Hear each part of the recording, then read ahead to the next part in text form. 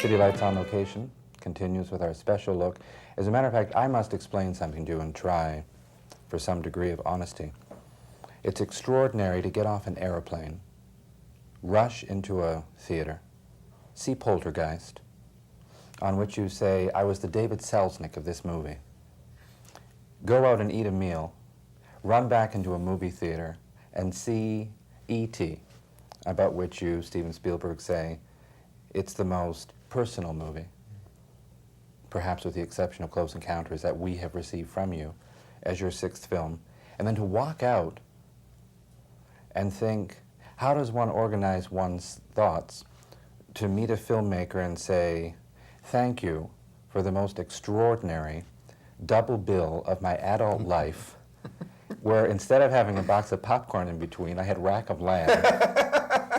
And I have this feeling that Steven Spielberg has given us a present for the summer of '82 that can best be defined as a combination of your heart and mind.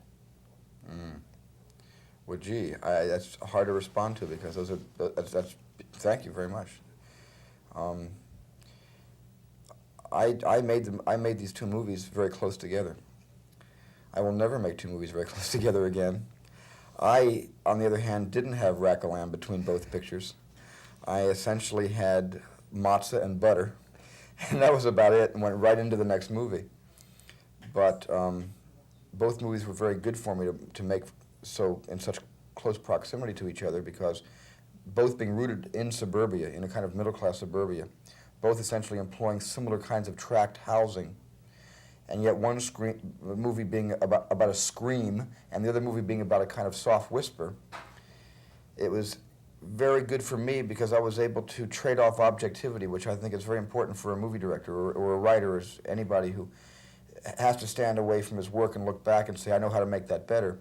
It's good to have diversions. And I was very lucky because I was able to have a hostile diversion with Poltergeist, with spiritual warmth in places, and I was able to have a very warm, tender diversion with E.T., and I kept putting one into the other, not meaning I didn't share E.T. with Poltergeist, but it cleared my mind. When you eat sushi, I don't know, when you eat sushi, the Japanese say you must take the ginger and eat a little bit of the ginger between sushi courses because it clears the palate and it makes you more receptive to the taste of the food. It was the same way with these two movies. So in that sense, I think both films so close helped each movie individually. But it didn't help me. I'm ready for like a year off now. When you say, Stephen, as you did, that you are, and I liked it, which is obviously why it's on my mind, that you are the David Selznick of Poltergeist, and when one realizes the kind of historical precedents you can throw out, whether it's you and George Lucas looking at old serials and saying, gee, 25 years later they don't stand up, let's make our own idea of what we thought they were. And always that concept of where the reality is less than the dream unless you can recreate the dream. Yes. You're one of the few people alive who can give us back the dream and make it better. Well, movies are about dreams, and I just remember when I grew up, I had Walt Disney on my team, so to speak, and I had the 18th re-release of Wizard of Oz, and Mary Martin's Peter Pan was on television, and my parents were very strict about my going to films. I essentially really wanted to see horror films. I wanted to see Mars Needs Women. My parents said, you cannot see Mars Needs Women. I want to take you and let you experience Fantasia for the first time when I was very young. And I just remember feeling entertained like I never felt really in the 60s or early 70s, and wondering what was missing from American cinema. Because American cinema was becoming like the European noir. It was becoming very introspective, and it was becoming brilliant. Certainly just really fascinating. American cinema has gone in very eclectic directions. But my appeal was always back with films that made me feel something and were complete thoughts, with a beginning where you could see the end, but you didn't quite know how it would end. So the audience always had signposts, and they always knew this film is going to end. I can see the ending getting closer and closer, but I'm having a great time along the way, as opposed to the Bergman-esque Scenes from a Marriage, where it's very much of a it's brilliant, but it's concentric. And I've always liked to make linear movies, and George Lucas has really enjoyed making linear films. And that's just the difference between me and Scorsese, is technically we know as much about film. I know as much, Marty knows as much about film technically as I do, and vice versa, but Marty makes wonderfully brilliant personal introspections that are somewhat concentric, and I like more linear storytelling. You said that when you read the first draft, you knew this was it. You Yeah. knew you could make this. Yeah. And I suppose after you and Melissa Matheson, that perhaps the next most important person in the creation of E.T. is Carlo Rambaldi, Yes. a two-time Academy Award winner. What is Carlo Rambaldi's contribution, he said unknowingly, to E.T.?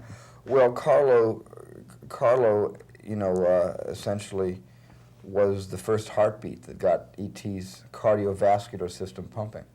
And it was Carlo and I together who essentially created the look of E.T. And then Carlo who gave birth to him, to couch it magically as opposed to technically. I'm proudest of E.T., but I'm also very proud of Henry Thomas, who holds the picture together in a kind of, I mean, he sort of, we experience E.T.'s experiences through Henry's eyes.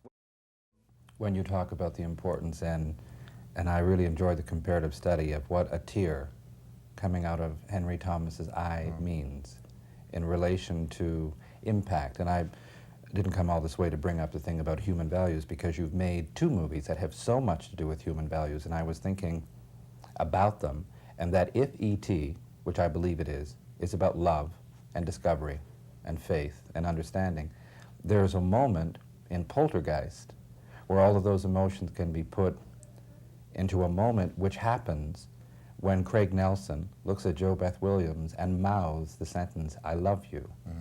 And her lips form the same word silently. And it's like some kind of key between the same man's feelings, making two extraordinarily different and yet very similar movies emotionally. They had gone through such an ordeal in Poltergeist that really all they had left was love and the lives of their family, never expecting that the experience was about to reoccur in total force.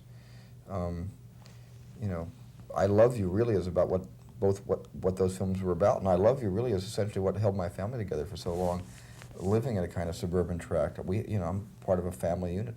I didn't have an urban experience. I didn't have an urban upbringing. I just sort of came from the suburban tract sticks. And that's all I know. Then there are those of us, Stephen, who remember you once being caught unknowingly by a camera mouthing the words, "I love you" to another human being. Yes. In public. Paid dearly for that, too. Yes, but then you put it on film for the world to see. Yeah. I've enjoyed this, and I hope it's the first in a series of meetings with you. I hope so. Come I really to Canada. enjoyed talking to you. I'd like to. I've never been. I'd love to come to Canada. I will welcome you. Great. My friends at SCTV keep saying come to Canada, too, so maybe I'll make it a double trip. Well, I know them, and you know them, and now we've met, so let's all get together in Toronto. Great. I thank you for E.T. and Poltergeist. Thank you very much. Pleasure.